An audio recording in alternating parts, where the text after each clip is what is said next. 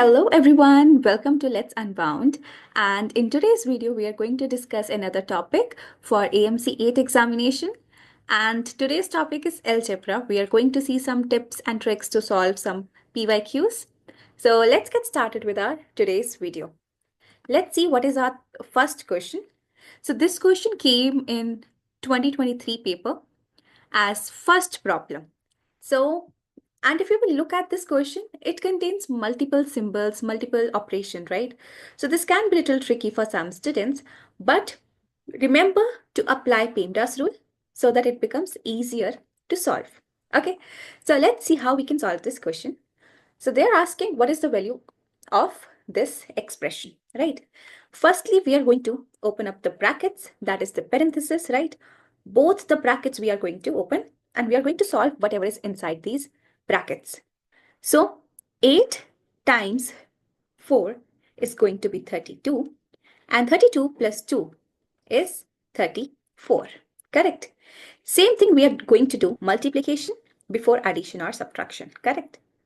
So 4 times 2 is 8 and 8 plus 8 is going to be 16. Correct. And now if we are going to subtract it, so 4 minus 6 is not possible. This 4 is going to become 14 and this 3 is going to become 2. So 14 minus 6 is 8 and 2 minus 1 is 1. Correct? So our correct answer is option D, that is 18. Pretty easy, pretty simple, right? Moving on to our second question. Yeah, it's a big question, right? So let's see. And this question came in 2022 exam as 10th problem. So let's see what is the question. One sunny day, Ling decided to take a hike in the mountains. She left her house at 8 a.m. and drove at the constant speed of 45 miles per hour and arrived at the hiking trail at 10 a.m. Okay. After hiking for 3 hours, Ling drove home at the constant speed of 60 miles per hour. So, which of the following graphs best illustrates the distance between Ling's car and her house over the course of her trip? So, they have provided us 5 graphs, right? We need to see which one best describes her trip. If we see, she left the house at 8 a.m. So basically the starting of the trip is 8 a.m. and drove at the constant speed of 45 miles per hour. Correct?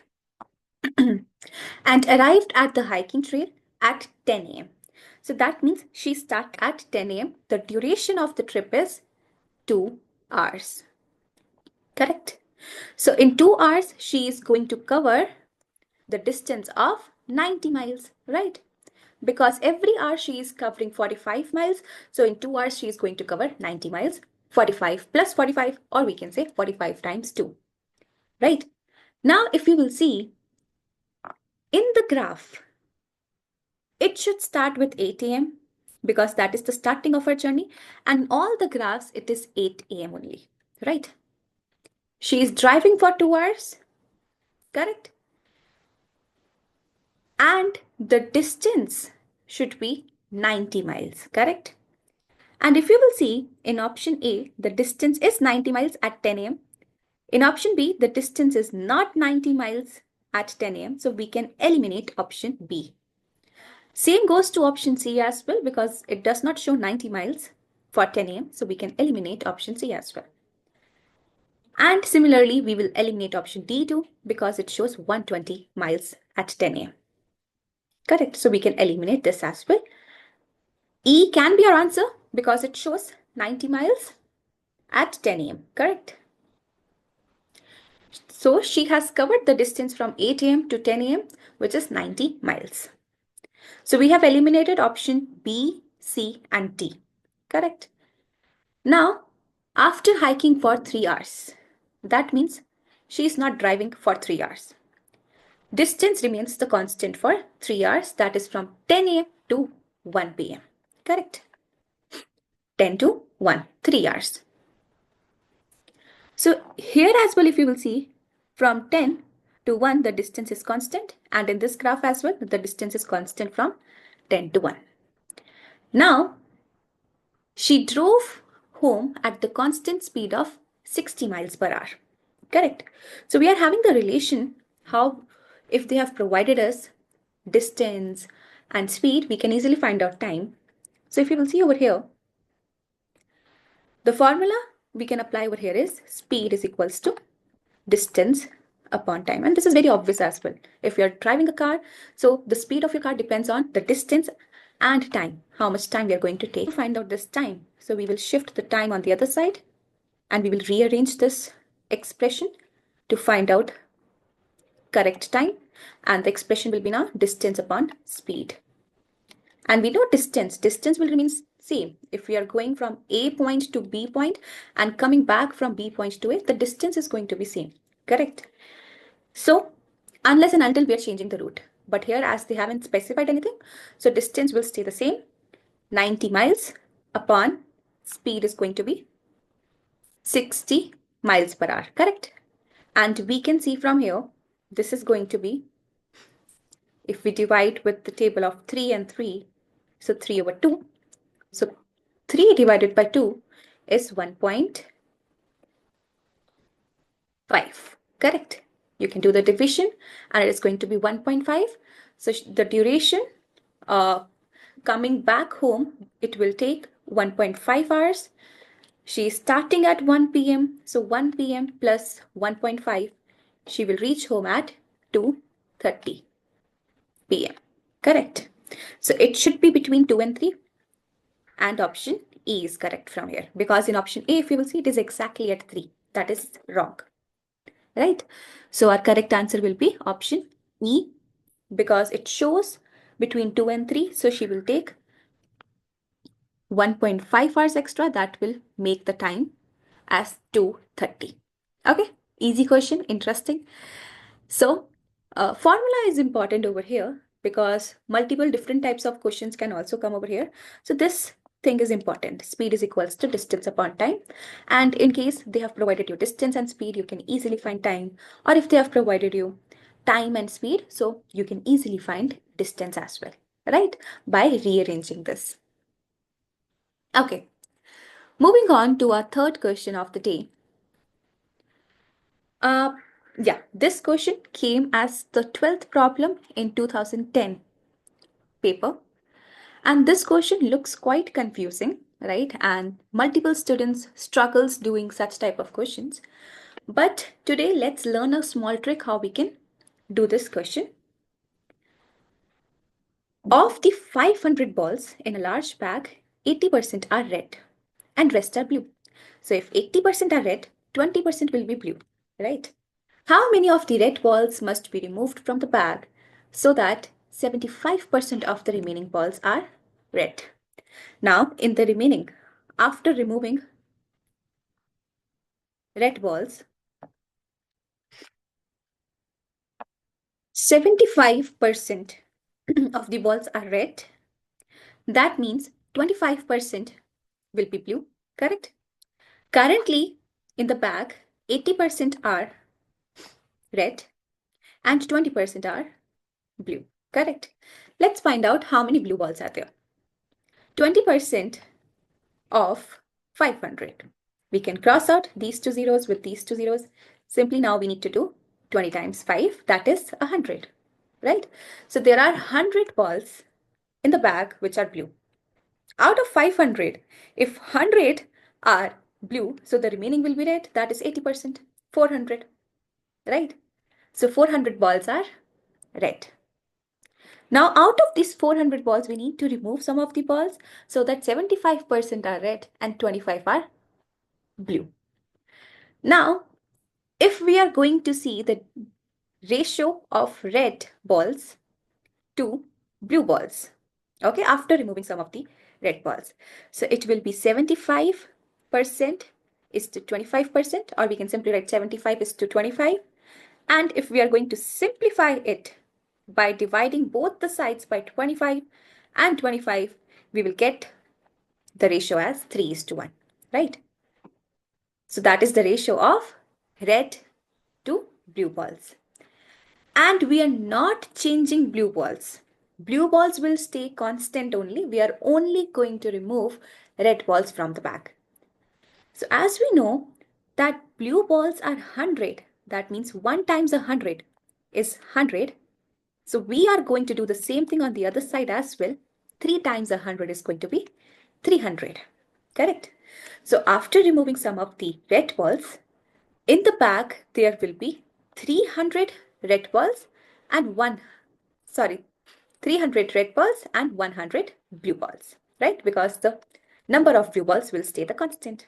Now, the number of red balls are reducing from 400 to 300. That means how many balls have we removed from the bag? 100 balls. 400 minus 300 is going to be 100, and we got an answer. That is D. So simply you can form the ratio, and using the ratio you can do your question. It will be really easy. Otherwise, if you will keep on finding the fractions, or you will make multiple different algebraic expressions or equations, it will be very time consuming. So yes, we got the correct answer. That is option D. Okay, moving on to our fourth question. Interesting. Consider these two operations. So we are having A, then there is a diamond shape B is equals to A square minus B square, and A star B is equals to A minus B whole square, right? So we need to find out what is going to be the value of this expression. So let me write over here the same expression, okay? We know if there is a diamond shape between, so what we need to do is we need to find out square of both the numbers and we need to subtract it. So basically what we are going to do here is 5 square minus 3 square. We are just substituting the values over here. Okay, rest everything we will copy paste as it is. So 5 square is 25 and 25 minus 3 square is 9, right? And we know 25 minus 9 is 16. Yes. Now 16 star 6. That means what we need to do is we need to write 16 and 6 in the bracket to whole square. And they should subtract, right? Now we know 16 minus 6 is a 10. And 10 square is going to be 100. Done. That is our answer. Interesting. And it was like little fun question as well, like a puzzle. So we got the correct answer, that is 100. Okay. So make it very simple. Substitute the values and solve it. You will easily get your answer. All right. Moving on to our last question. That came in 2013 paper for as the 15th problem. So 3 to the power of p and 3 to the power of 4. If we are going to add these two, you will get the answer as 90. Same ways, 2 to the rth plus 44 is equals to 76. 5 cube plus 6 to the power of s is equals to 1421. And we need to find out the values of p, r, and s. And then we need to multiply them because they are asking us what is going to be the product of p, r, and s. Okay. Easy question. Doing step by step. Okay. So I am going to write down the very first equation that they have provided us. 3 with the p as exponent and 3 to the fourth power is equals to 90. Okay. Now, what is going to be 3 to the fourth power? 3 to the fourth power is basically 3 times 3 times 3 times 3, or we can say 9 times 9, that is 81. Correct. So this is 81 to 90. We can do the subtraction. We can shift 81 to the other side. So we will get the answer as 3 to the p power is equals to 90 minus 81. That is 9. Correct. 9. Now we know that 9 can be written as 3 square because 3 times 3 is 9, correct? And here if you will see, the bases are same. So P will be equivalent to 2. We got the value of P, which is 2. Okay, this is how we need to do. Now we need to focus on the second part, which is 2 to the R plus 44 is equals to 76. We will do the same thing again, subtracting 44 from 76. So 76 minus 44 is going to be 32, right? Now we need to write 32 in the exponential form with the base 2, okay? So that we can equate them and we will get the value of R easily. How we can do is, let me explain you over here. Writing 32 over here, 32 comes in the table of 2 at 16. 16 comes in the table of 2 at 8. And 8 divided by 2 again is 4. 4 divided by 2 is 2 and 2 divided by 2 is 1. So how many times did we got 2? 1, 2, 3, 4, 5. This is the prime factorization of 32, or we can write 2 to the 5th power. Correct. So from here we got the value of R as well, which is going to be 5. Base is same. So 2, 5 will be R. Okay. Now lastly, we need to find out what is going to be the value of S. This is the trickiest in this problem, but easy as well. So 5 cube plus 6 to the S is equals to 1421. Okay. Now 5 times 5 times 5 is going to be 125. Plus 6 to the S power is equals to 1421. Again, we will do the subtraction. So 1421 minus 125 is going to be, so this 1 will become 11, this will become 1, and then again. So from here, we will get the answer as 1296. This is going to be our answer. Correct. If we will do the subtraction, this is going to be our answer.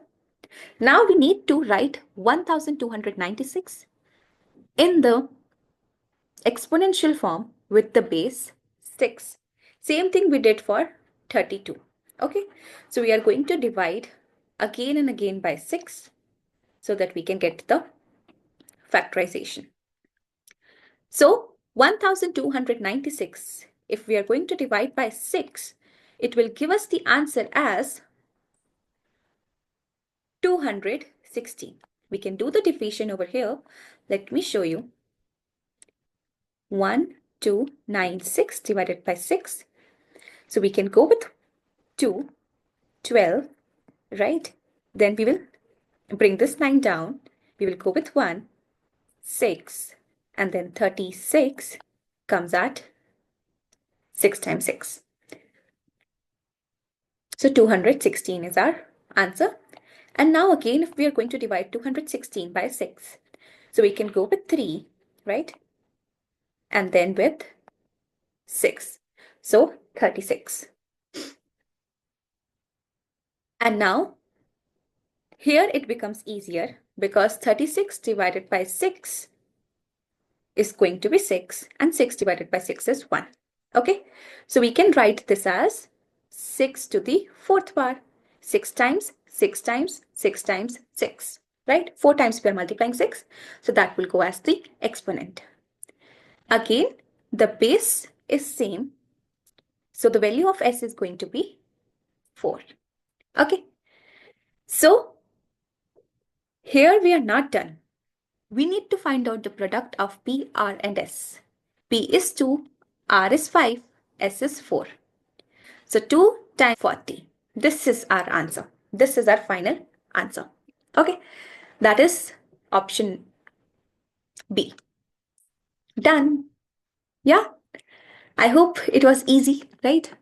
As the bonus, if you have watched till this video till here, so there is a bonus for you.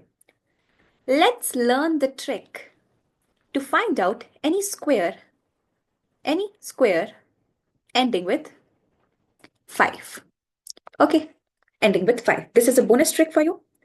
Now it can be 5 square, it can be 15 square, it can be 65 square, or it can be 95 square, or it can be 105 square, or 125 square.